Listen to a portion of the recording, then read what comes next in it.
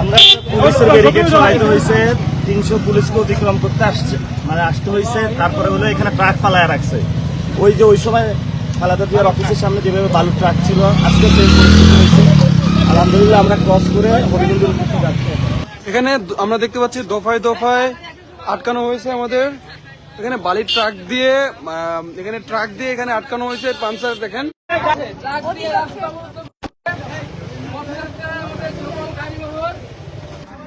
বালুর ট্রাক।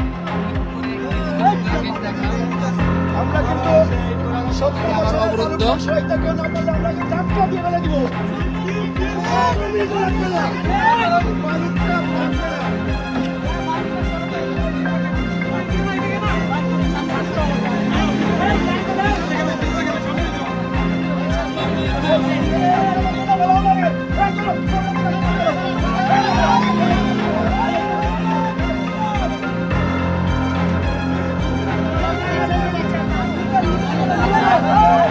আমরা দেখতে পাচ্ছি এনসি বালু ট্রাক ধাক্কা দিয়ে সরে ফেলেছে।